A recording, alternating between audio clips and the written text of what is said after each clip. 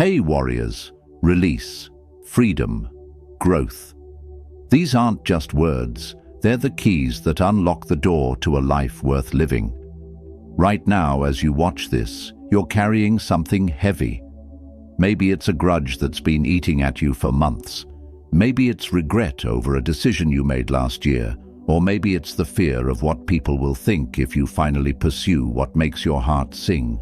We live in a world that tells us to hold on tight, hold on to relationships that drain us, hold on to jobs that crush our spirits, hold on to anger because they don't deserve forgiveness, hold on to perfectionism because anything less feels like failure. But here's what nobody tells you. The tighter you grip, the more life slips through your fingers like sand. Every single day, you make a choice. You can wake up carrying yesterday's burdens, or you can choose to set them down. You can spend your energy fighting battles that are already over, or you can redirect that same energy toward building the future you actually want. The Stoics understood something we've forgotten in our modern world, that suffering isn't caused by what happens to us, but by our resistance to what happens to us. Picture a tree branch heavy with snow. The rigid oak branch fights the weight and snaps, but the flexible willow branch bends low, lets the snow slide off, then springs back up, unbroken. The willow doesn't lose its strength by yielding, it preserves it. That's the art of letting go, staying true to your core while being flexible enough to bend with life's storms instead of breaking against them. Letting go is not weakness, it's wisdom. It's not about indifference, but about inner freedom. It's about releasing your death grip on things you can't control so you can pour all your energy into what you can. The willow teaches us that our peace of mind is too precious to be held hostage by circumstances, people, or past mistakes. Sometimes the most powerful thing you can do is stop pushing and start flowing, not because you're weak, but because you're wise enough to preserve your strength for what truly matters. When you master the art of letting go, something magical happens. The mental space you used to waste on resentment becomes available for creativity. The emotional energy you used to burn on worry becomes fuel for action. The hours you used to spend replaying conversations in your head become time you can invest in building something beautiful. This isn't just philosophy. This is practical psychology. When you're constantly fighting reality, your nervous system stays in fight or flight mode. Your stress hormones stay elevated, your decision-making gets cloudy. But when you learn to accept what is while working toward what could be, your mind clears. Your body relaxes. You start making choices from wisdom instead of wound.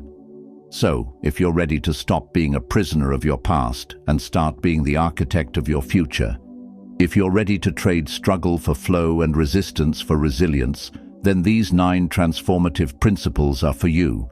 Stay with me. These aren't just concepts, they're tools you can use immediately. Hit that like button, drop a comment about what you're ready to let go of, share this with someone who needs to hear it, and subscribe so we can continue this journey together. Drop this powerful affirmation in the comments and watch your mindset shift. I release and let go. Number 1. Release the illusion of control. The first and most important step to mastering the art of letting go is recognizing a fundamental truth that most people spend their entire lives avoiding. You control far less than you think you do. In fact, you control almost nothing except your own thoughts, actions, and responses. Seneca, the Roman Stoic philosopher and advisor to emperors, observed, "Every new thing excites the mind, but a mind that seeks the truth turns from the new to the eternal. The eternal truth is this: your peace depends not on controlling your circumstances, but on controlling your relationship with your circumstances." Right now, you're probably carrying the weight of a dozen different situations you're trying to control. Maybe you're trying to make someone love you the way you want to be loved. Maybe you're trying to force a career path that keeps hitting walls.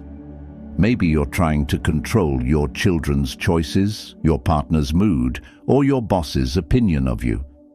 Here's what happens when you try to control the uncontrollable. You create a constant state of internal tension.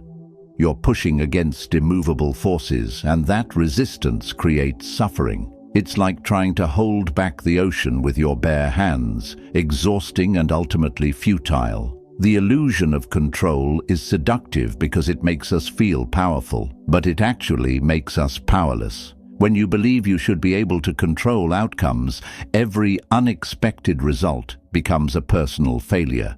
Every disappointment becomes evidence that you're not good enough, smart enough, or strong enough. But what if you could flip this script completely? What if instead of trying to control outcomes, you focused all that energy on controlling your inputs? What if instead of trying to manage results, you managed your effort, your attitude, and your response? This is where real power lives. You cannot control whether someone hires you, but you can control how well you prepare for the interview. You cannot control whether someone loves you back, but you can control how authentically you express your love. You cannot control whether your business succeeds, but you can control the quality of work you put into it every day. The moment you stop trying to control what's outside your influence, you discover how much influence you actually have over what matters most, your own experience of life. This isn't about becoming passive or accepting mediocrity. This is about channeling your energy where it can actually make a difference. Think about the best athletes in the world. They don't focus on winning. They focus on executing their technique, maintaining their conditioning, and staying mentally prepared. They know that if they control what they can control with excellence, the results take care of themselves. When they lose, they don't waste energy on regret or blame. They analyze what they can learn and apply it to their next performance. This principle applies to every area of your life. In relationships, you cannot control how others treat you, but you can control how you treat others and what behaviors you accept. In your career, you cannot control market conditions or company politics, but you can control your skill development and professional choices. In your health, you cannot control your genetics or accidents, but you can control your daily habits and lifestyle choices. When you truly embrace this principle, something magical happens. You stop being a victim of circumstances and become a creator of your experience. You stop reacting to life and start responding to it. You stop being at the mercy of external events and start finding your power in how you meet those events. The practice of releasing control doesn't happen overnight. It's a daily discipline of catching yourself when you slip into control mode and gently redirecting your attention to what you can actually influence. Every time you notice yourself stressed about something outside your control, ask yourself, what part of this situation can I actually influence? What action can I take right now that aligns with my values? This shift from controlling outcomes to controlling inputs is the foundation of all inner freedom. When you master this principle, you discover that you've been carrying around a burden that was never yours to carry. You realize that you can care deeply about outcomes without being attached to them. You can work hard for what you want without being devastated when things don't go according to plan. If you're ready to stop controlling the uncontrollable, comment this mantra: control what I can, release what I can't. Number 2, embrace impermanence as your teacher. Everything you love will eventually change or disappear. Everything you hate will also pass away. This might sound depressing, but it's actually the most liberating truth you'll ever understand. The Buddhist concept that the Stoics deeply understood is this: impermanence isn't the enemy of happiness. Resistance to impermanence is. Heraclitus, the ancient Greek philosopher who influenced Stoic thinking, said, "No man ever steps in the same river twice, for it's not the same river and he's not the same man." This wisdom points to a fundamental reality that most people spend their lives fighting. Everything is always changing, and trying to make things permanent creates suffering. Right now, you're clinging to something that's already changing. Maybe it's your youth, your current relationship, your job security, or your health. You're investing enormous energy trying to freeze moments in time, to keep things exactly as they are when they make you happy, and to push away changes that make you uncomfortable. But here's what the Stoics discovered. When you stop fighting impermanence and start working with it, you unlock a completely different way of experiencing life. Instead of living in constant fear of loss, you start appreciating what you have while you have it. Instead of taking things for granted, you become present to their beauty and value. Think about the cherry blossoms that bloom in spring. They're considered incredibly beautiful in Japanese culture, but not despite their brief blooming period, because of it.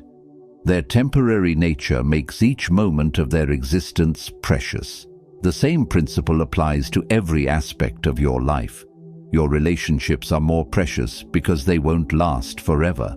Your opportunities are more valuable because they have expiration dates. Your health is more important because it's fragile. Your time with loved ones is more meaningful because it's limited. When you truly understand impermanence, you stop wasting time on petty arguments and start investing in what actually matters. The fear of impermanence keeps people trapped in two destructive patterns, desperately clinging to good times and desperately avoiding difficult times. Both patterns cause suffering because they're based on the impossible desire to control the flow of life. When you embrace impermanence as your teacher, you learn to hold everything lightly. You love fully while knowing that love will transform. You work hard while knowing that careers evolve. You enjoy success while knowing that it's temporary. You endure hardship while knowing that it too will pass. This doesn't make you detached or careless. It makes you more present, more grateful, and more resilient. You stop postponing happiness until conditions are perfect because you understand that conditions are always changing. You stop avoiding challenges because you know they're temporary teachers, bringing you exactly what you need to grow. The practice of embracing impermanence starts with small daily observations. Notice how your emotions change throughout the day. Notice how your thoughts come and go like clouds in the sky. Notice how your body feels different from moment to moment. Notice how conversations flow and shift. Notice how the light changes as the day progresses. When you start paying attention to the constant flow of change in small things, you build the muscle to handle bigger changes with grace. You realize that change isn't something that happens to you occasionally. It's the very fabric of existence, and you're part of that flow. This understanding transforms how you handle loss and disappointment. Instead of asking, "Why is this happening to me?" you start asking, "What is this change teaching me? How can I flow with this transition instead of fighting it? What new possibilities is this ending creating space for?"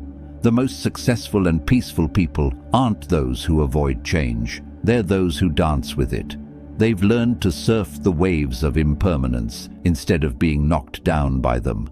They understand that endings are also beginnings, that loss creates space for new growth, that every sunset makes room for a new sunrise. When someone you love dies, the impermanence of that relationship makes every moment you shared more precious, not less. When a career ends, the temporary nature of that chapter makes room for new adventures. When your body ages, the changing nature of your physical form teaches you to find identity in something deeper and more enduring. Impermanence isn't something to overcome. It's something to embrace as the natural rhythm of existence. When you stop fighting the flow and start flowing with the fight, you discover a kind of peace that doesn't depend on circumstances staying the same.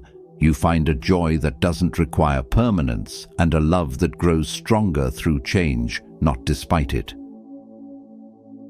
Number 3, transform your relationship with failure and rejection.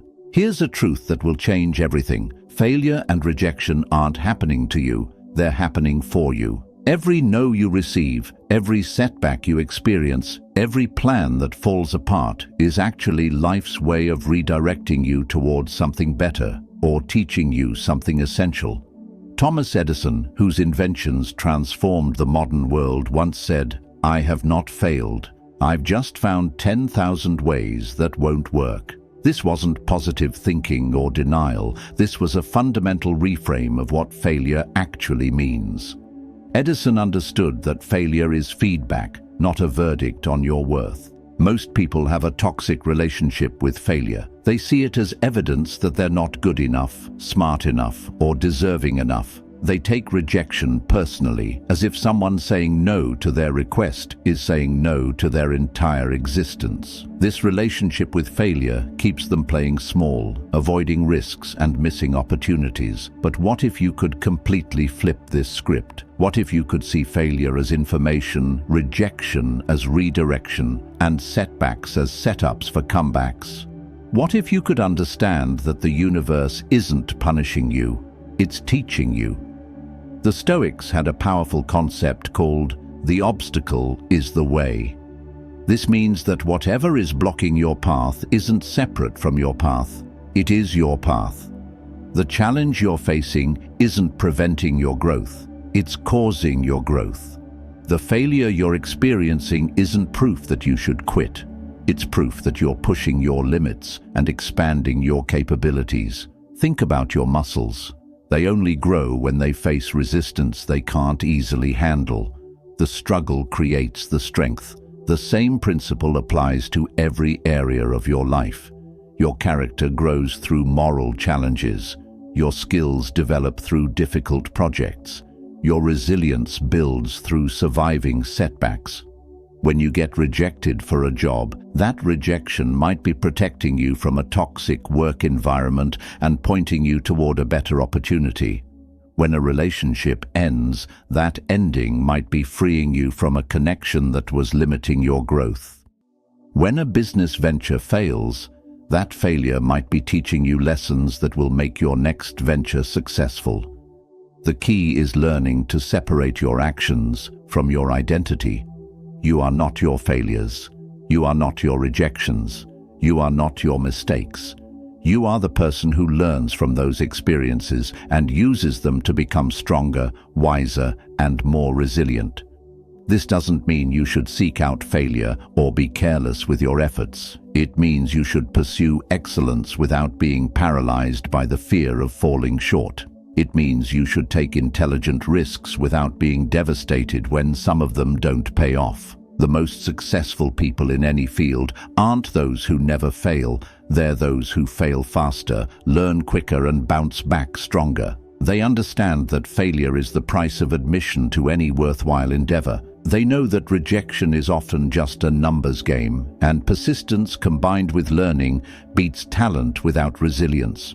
When you transform your relationship with failure, you transform your relationship with risk. Instead of avoiding challenges that might lead to disappointment, you start seeking challenges that will lead to growth. Instead of playing it safe and staying stuck, you start playing to win and accepting that losing is part of the game. This shift requires practice and self-compassion. When you do fail or face rejection, resist the urge to beat yourself up or take it as confirmation of your fears. Instead, ask yourself, what can I learn from this? How can this experience make me stronger? What would I do differently next time? What opportunity might this disappointment be creating space for? The practice of reframing failure starts with your internal dialogue.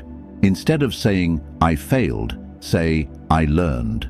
Instead of saying, "They rejected me," say, "That wasn't the right fit." Instead of saying, "Nothing ever works out for me," say, "I'm building resilience and getting closer to what will work."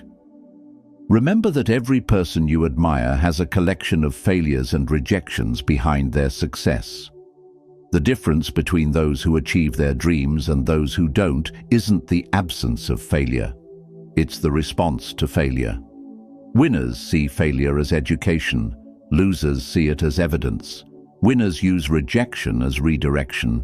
Losers use it as confirmation that they should quit. Your current failure is not your final destination. It's a stepping stone to your next level of growth. Your recent rejection is not a reflection of your worth. It's a redirection towards something better aligned with your path. Trust the process, learn from the feedback, and keep moving forward. Number 4. The art of emotional detachment without becoming cold. There's a massive difference between being emotionally detached and being emotionally unavailable. One creates freedom and peace, the other creates isolation and emptiness. The Stoics mastered the art of feeling deeply while not being controlled by their feelings, and this skill can transform every relationship and situation in your life. The Buddha taught, "Pain is inevitable, suffering is optional." This profound wisdom points to the space between what happens to you and how you respond to what happens to you. In that space lies your power to choose your emotional state regardless of your circumstances. Most people are emotional slaves. They wake up happy or sad depending on their circumstances. They're confident when things go well and defeated when things go poorly. They're loving when others treat them well and resentful when others disappoint them. Their emotional state is completely dependent on external conditions, which means they have no real emotional freedom. But emotional detachment doesn't mean becoming a robot. It doesn't mean suppressing your feelings or pretending you don't care about anything. True emotional detachment means experiencing your emotions fully without being controlled by them. It means feeling your anger without acting from anger. It means experiencing your sadness without drowning in sadness. It means enjoying your happiness without being addicted to happiness. Think of emotions like weather. You don't try to control the weather, but you do choose how to dress for it. You don't take rain personally, but you do carry an umbrella. You enjoy sunny days without demanding that every day be sunny. Emotions are the same way. They're natural phenomena that come and go, and your job is to experience them skillfully, not control them. The key to emotional detachment is understanding that you are not your emotions. You are the observer of your emotions. When you're angry, there's a part of you that notices the anger. When you're sad, there's a part of you that's aware of the sadness. That observing part, your consciousness, is always calm, always present, always free. This observer self is where your real power lives. From this place, you can feel your emotions without being hijacked by them. You can acknowledge your anger without saying things you'll regret. You can experience your fear without being paralyzed by it. You can feel your love without becoming possessive or needy. The practice of emotional detachment starts with creating space between stimulus and response. When something triggers an emotional reaction, instead of immediately acting on that emotion, pause. Take a breath. Notice what you're feeling. Ask yourself, what is this emotion trying to tell me? What would be the wisest response from this situation? This doesn't mean you become emotionally cold or unavailable. In fact, emotional detachment makes you more emotionally available because you're not constantly swept away by your own emotional storms. You can be present for others' emotions without being overwhelmed by them. You can offer support without taking on others' problems as your own. In relationships, emotional detachment allows you to love without attachment, which is the highest form of love. You can care deeply about someone's well-being without trying to control their choices. You can feel hurt when someone disappoints you without making them responsible for your emotional state. You can express your needs without demanding that others meet them. This skill is especially crucial in conflict situations. When someone is angry with you, emotional detachment allows you to hear their concerns without becoming defensive. When someone criticizes you, you can consider whether their feedback is useful without taking it as an attack on your worth. When someone treats you poorly, you can maintain your boundaries without being consumed by resentment. The most emotionally mature people aren't those who never feel difficult emotions. They're those who feel all emotions without being controlled by any emotion. They understand that emotions are temporary visitors, not permanent residents. They welcome emotions as sources of information and energy without letting emotions make their decisions for them. This practice requires self-compassion and patience. You'll slip back into emotional reactivity many times as you develop this skill. That's normal and expected. The goal isn't perfection, it's progress. Each time you catch yourself being controlled by an emotion and gently return to the observer position, you're strengthening your emotional freedom. When you master emotional detachment, you discover that you can be passionate without being desperate, caring without being controlling, and loving without being needy.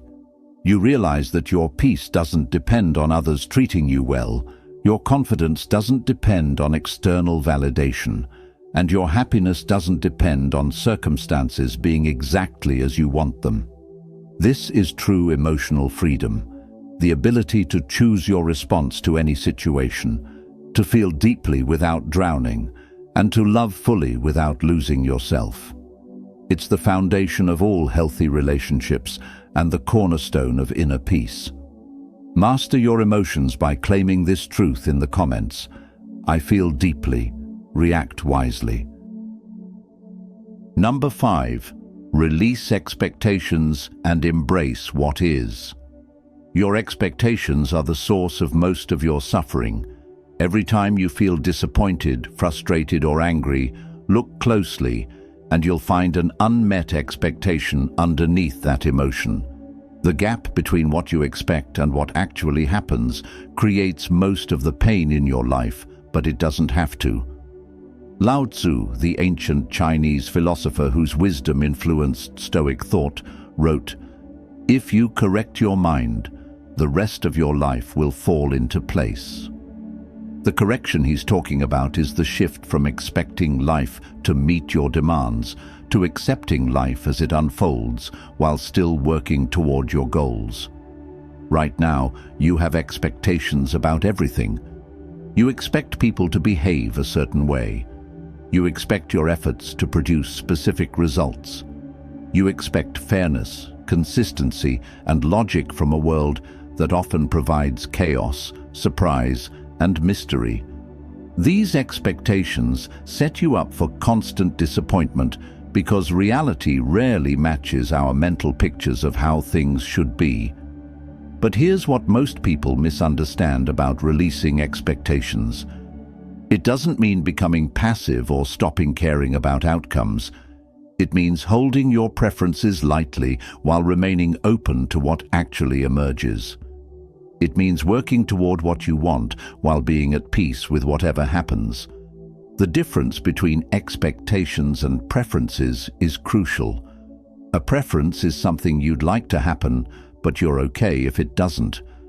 An expectation is something you believe should happen, and you suffer when it doesn't. Preferences create motivation, expectations create suffering. When you expect people to always be reasonable, you suffer every time someone acts irrationally.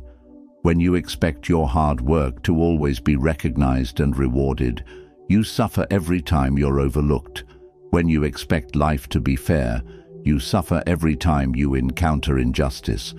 But when you prefer these things without expecting them, you can work toward them without being devastated when they don't occur.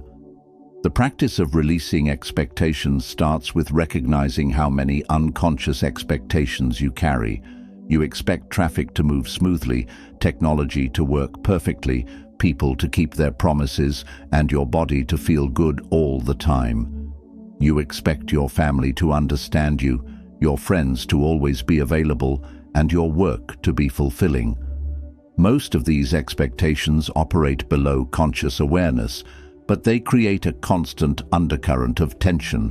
When you start noticing these expectations, you can begin the process of transforming them into preferences. Instead of expecting your commute to be quick, prefer it while being prepared for delays. Instead of expecting people to always be on time, prefer punctuality while planning for the possibility that others might be late. This shift doesn't make you pessimistic or cynical. It makes you realistic and resilient. You still hope for the best, but you're prepared for anything. You still work toward positive outcomes, but you're not attached to specific results. You still care about people, but you don't demand that they behave according to your wishes. Releasing expectations is especially important in relationships.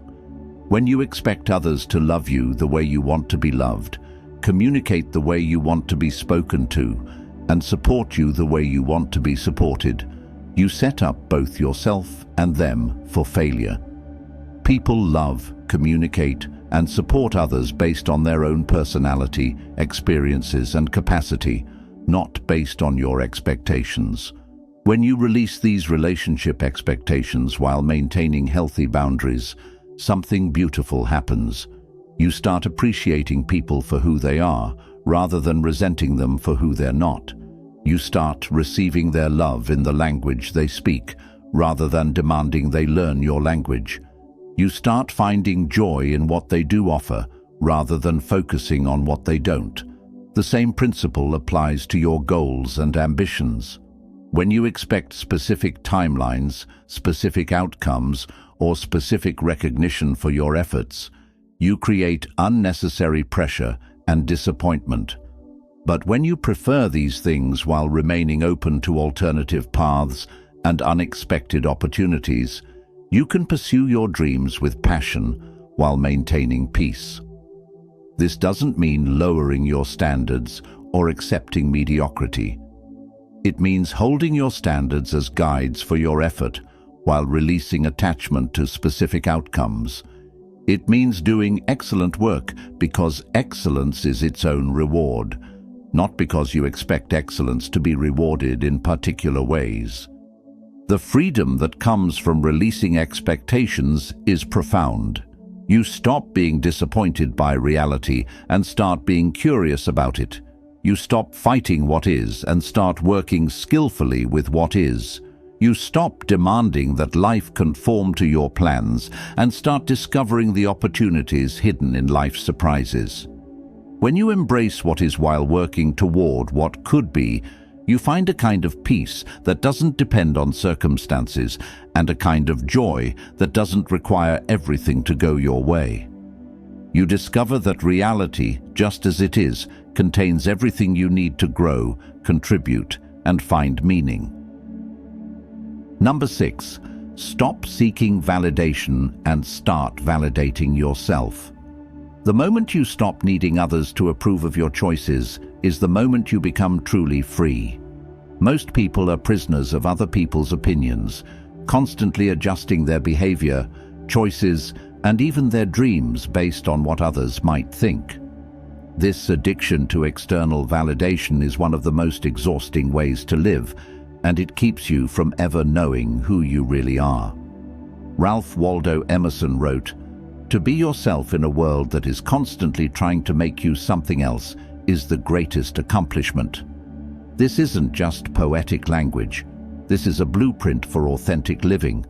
When you stop seeking validation from others and start validating yourself, you discover a kind of confidence that can't be shaken by criticism and doesn't need praise to survive. Right now, you're probably making dozens of decisions based on what others might think. You're choosing clothes that will impress people, career paths that will gain approval, relationships that look good from the outside, and opinions that won't rock the boat. You're living your life as if everyone else is the judge and you're the contestant hoping to win their approval. But here's the truth that will set you free. Most people are too busy worrying about what others think of them to spend much time thinking about you. The audience you're performing for is largely imaginary. The approval you're seeking is often from people whose opinions don't actually matter to your well-being or success. The addiction to validation starts early and runs deep. As children, we learn that love and approval come when we behave in ways that please others. We discover that conformity brings acceptance and authenticity sometimes brings rejection. So, we develop a validation-seeking system that prioritizes others' comfort over our own truth. But external validation is like a drug. You need more and more of it to feel good, and the high never lasts. No amount of praise can fill the void of self-doubt. No amount of approval can substitute for self-respect. No amount of external recognition can replace the peace that comes from knowing you're living according to your own values. The shift from external validation to self-validation isn't about becoming arrogant or dismissive of feedback.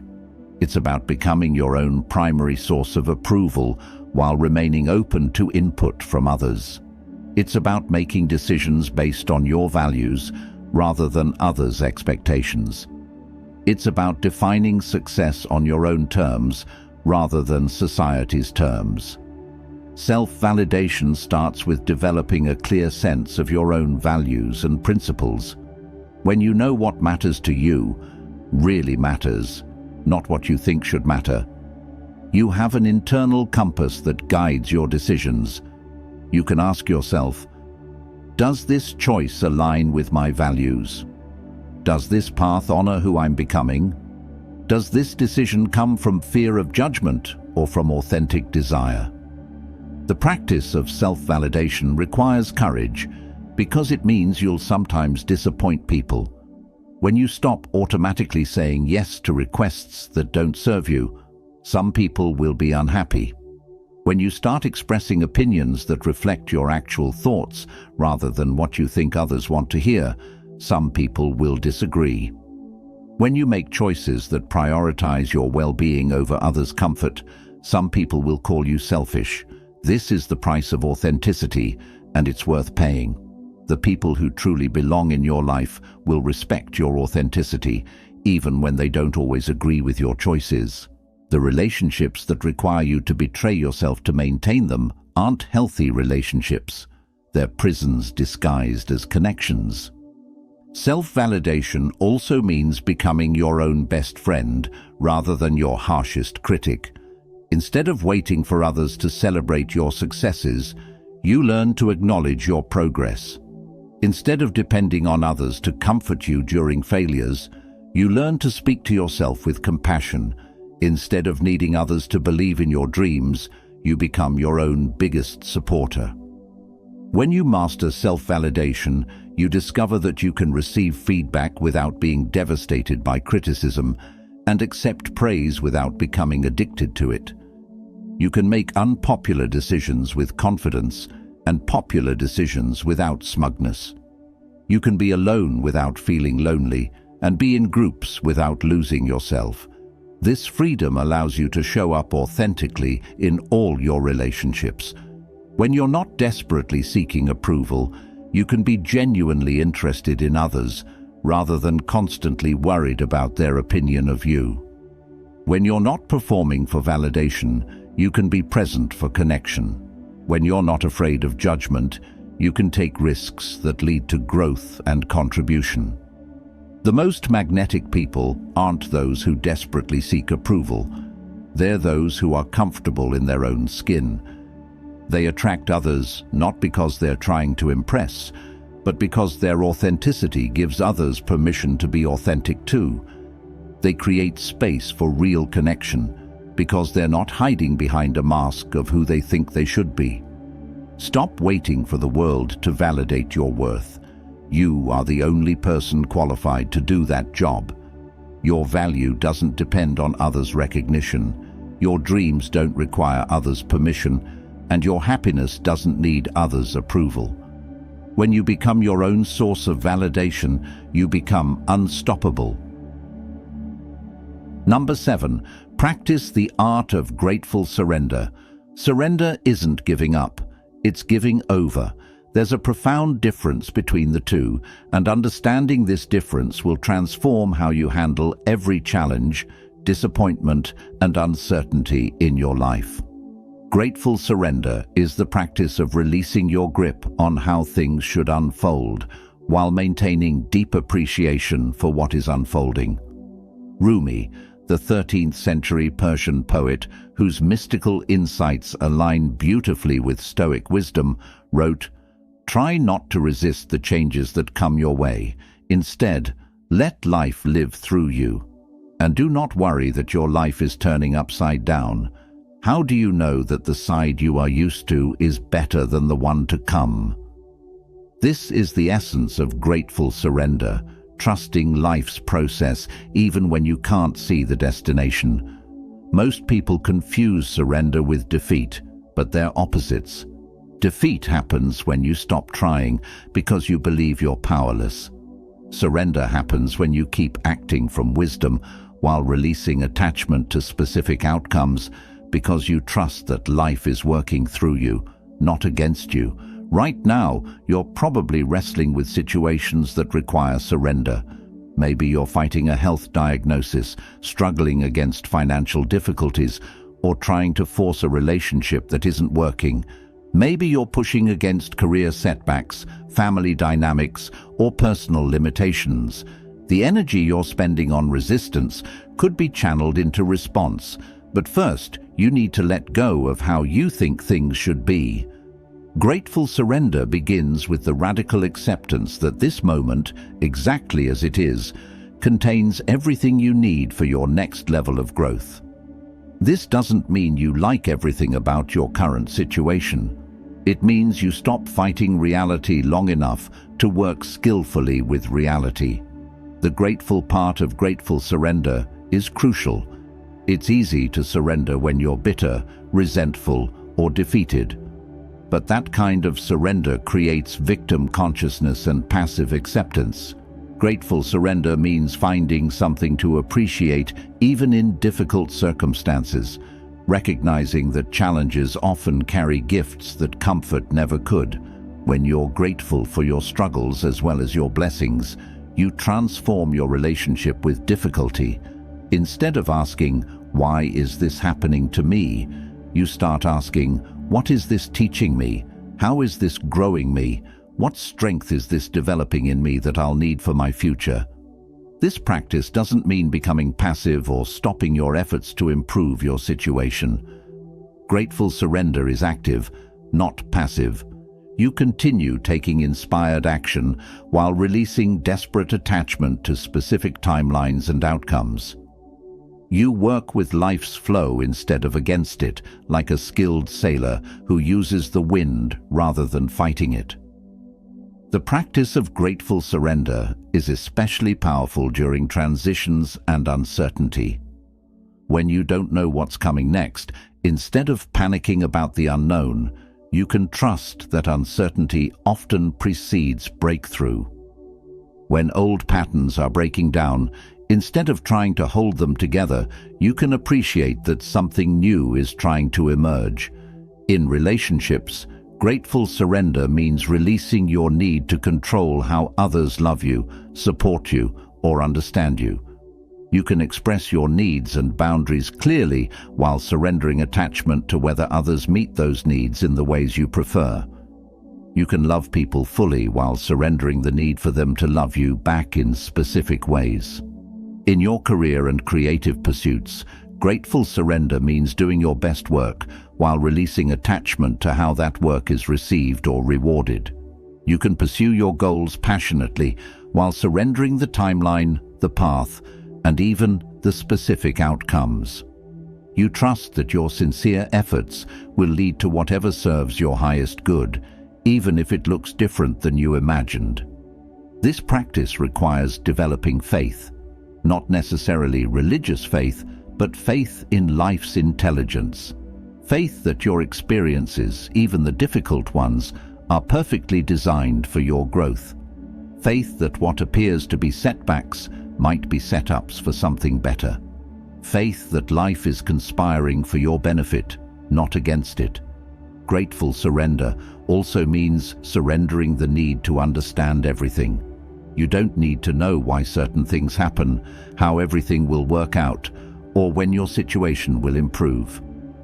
You only need to trust that you have everything you need to handle whatever comes, and that your job is to respond wisely rather than control perfectly.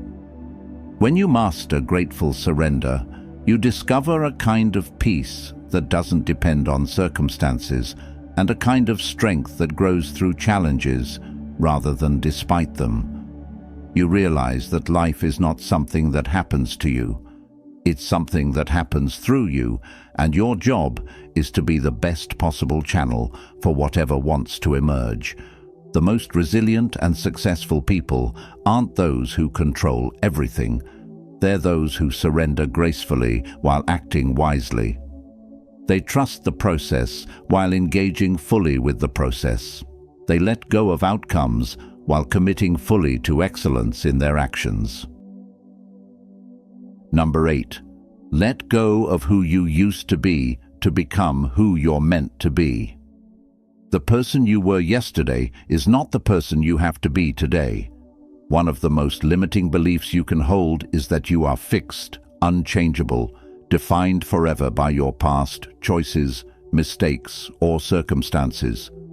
The truth is, you are constantly becoming, constantly evolving, constantly capable of transformation, but only if you're willing to let go of old versions of yourself. Carl Jung, the pioneering psychologist whose insights bridge ancient wisdom and modern understanding, observed, "The privilege of a lifetime is being who you are." But here's what most people miss. Being who you are doesn't mean staying who you've always been. It means having the courage to keep evolving into your most authentic and capable self. Right now, you're probably carrying identities that no longer serve you. Maybe you still see yourself as the shy person you were in high school, the failure you were after a major setback, or the victim you became after a difficult experience. Maybe you're holding on to being the people pleaser, the perfectionist, or the person who always puts others first, even when it destroys your own well-being. These old identities feel comfortable because they're familiar, but comfort is often the enemy of growth. When you cling to outdated versions of yourself, you limit your potential and rob yourself of the opportunity to discover what you're truly capable of becoming. The process of letting go of who you used to be isn't about rejecting your past or pretending your experiences didn't happen. It's about refusing to let your past define your future. It's about taking the wisdom and strength you gained from your experiences while releasing the limitations and stories that keep you stuck. Every challenge you've overcome has built strength you didn't know you had. Every mistake you've made has provided wisdom you wouldn't have gained otherwise.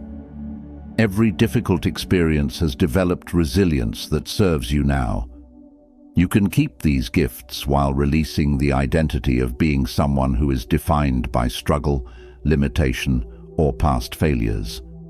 This transformation requires what psychologists call identity flexibility, the ability to update your self-concept based on new evidence of who you're becoming.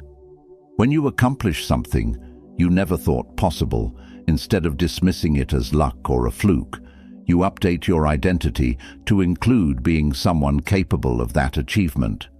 When you handle a situation with grace that would have destroyed you before, you recognize that you've grown into someone stronger and wiser. The most successful transformations happen when you start acting like the person you want to become before you feel like that person. If you want to become confident, you start taking actions that confident people take, even when you feel uncertain. If you want to become disciplined, you start creating structure in your life, even when you feel chaotic. If you want to become loving, you start expressing love, even when you feel guarded. This isn't fake it till you make it thinking. This is understanding that identity follows action more than action follows identity. You don't become a runner because you identify as athletic. You identify as athletic because you consistently run. You don't become successful because you feel worthy. You feel worthy because you consistently take actions that create success. Letting go of old identities also means releasing the need to be consistent with who you've always been. You don't have to keep the same opinions, the same preferences, the same fears, or the same limitations just because you've always had them. Growth requires inconsistency with your past self. Evolution requires betraying who you used to be in service of who you're becoming. This process can feel scary because your old identity, even if it's limiting, provides a sense of security. You know how to be that person, even if being that person creates suffering. But consider this: the caterpillar must completely dissolve before it becomes a butterfly. The transformation requires releasing what was to make space for what's possible. The practice of identity evolution starts with paying attention to the stories you tell about yourself. Notice when you say things like, "I'm not good with money," "I'm not a morning person," or "I'm just not the type of person who." These statements aren't facts about reality. They're beliefs that create reality. When you change these stories, you change your life. Start experimenting with new versions of yourself. Try on new behaviors, new responses, new ways of thinking. See what fits, what feels authentic, what serves your highest good. You might discover that you're funnier than you thought, stronger than you imagined, more capable than you believed, more loving than you knew. The person listening these words right now has unlimited potential for growth, change, and transformation. You are not condemned to repeat the patterns of your past. You are not limited by the mistakes you've made or the circumstances you've experienced. You are a constantly evolving being with the power to recreate yourself in each moment. Let go of who you used to be, with gratitude for the lessons learned and the strength gained. Embrace who you're becoming with excitement for the possibilities ahead. Your best self isn't behind you, it's emerging through you right now. Number 9. Trust the process. Even when you can't see the destination, the most profound transformations happen in darkness, invisibility, and uncertainty. Seeds grow underground before they break through soil. Butterflies transform in the darkness of their cocoons. Your greatest breakthroughs often happen during periods when you can't see progress and don't know what's coming next. Learning to trust the process when you can't see the destination is the final mastery of letting go. Viktor Frankl, the Holocaust survivor and psychiatrist who found meaning in the most meaningless suffering, wrote, "When we are no longer able to change a situation, we are challenged to change ourselves." This wisdom points to the deepest truth about trust. Sometimes the process you need to trust isn't about changing your circumstances, but about changing yourself through your circumstances. Right now, you're probably in the middle of processes you can't fully understand. Maybe you're healing from trauma and can't see when you'll feel whole again. Maybe you're building a business and can't see when success will come. Maybe you're developing a skill and can't see when mastery will emerge. Maybe you're growing spiritually and can't see when peace will arrive. The desire to see the end of the journey before you complete it is natural, but it's also limiting. When you demand to know how everything will work out before you take the next step, you miss the growth that happens in the unknown. When you need guarantees before you commit to the process, you never fully commit to the process. Trust isn't belief that everything will work out exactly as you want. Trust is confidence that you can handle whatever emerges, learn from whatever happens, and find meaning in whatever unfolds.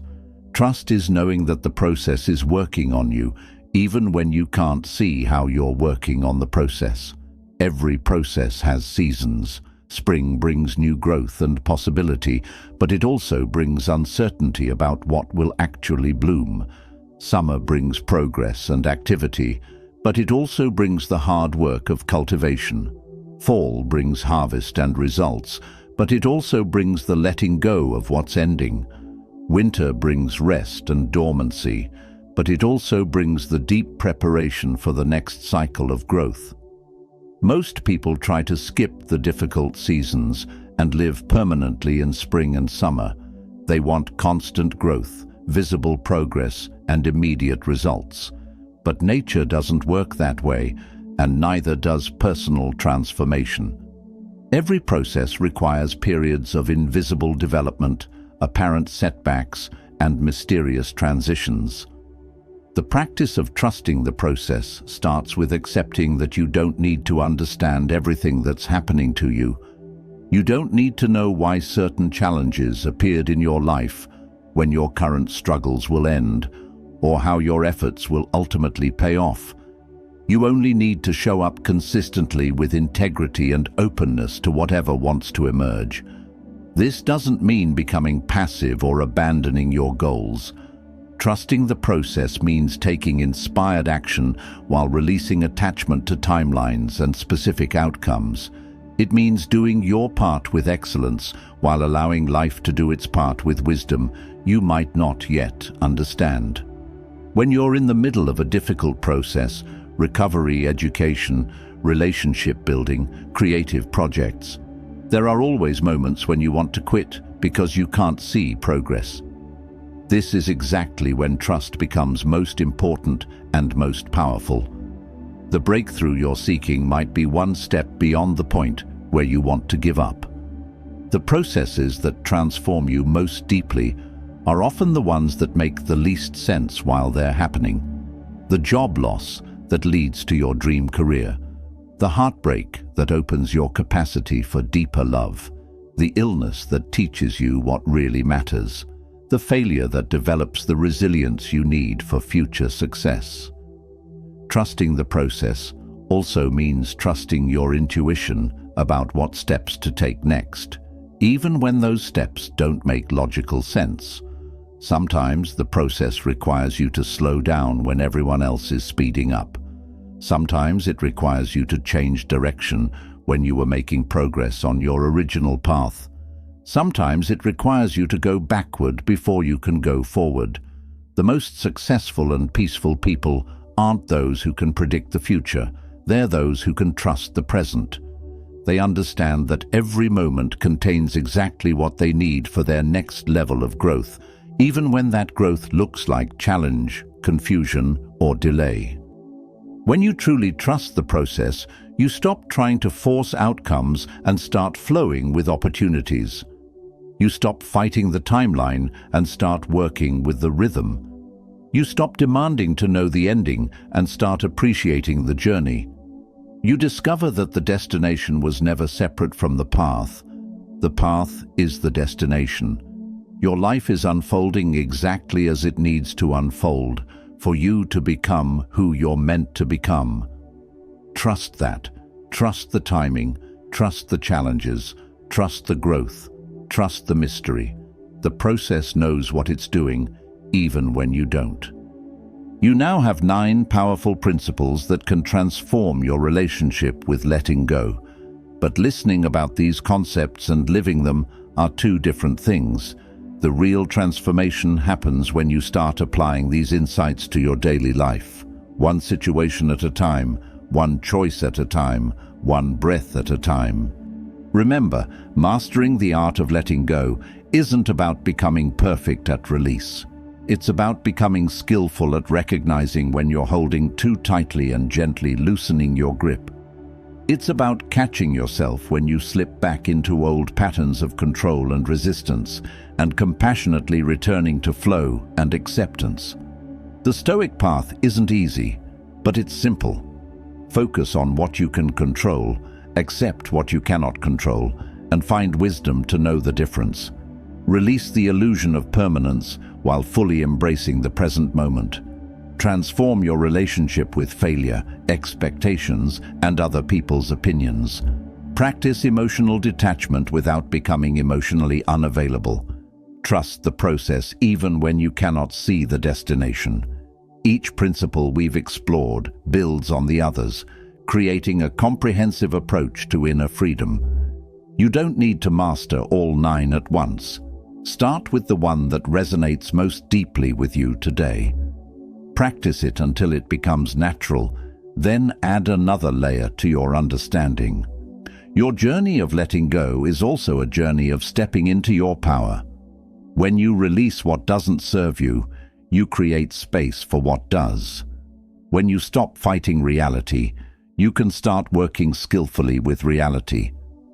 When you let go of who you used to be, you make room for who you're becoming.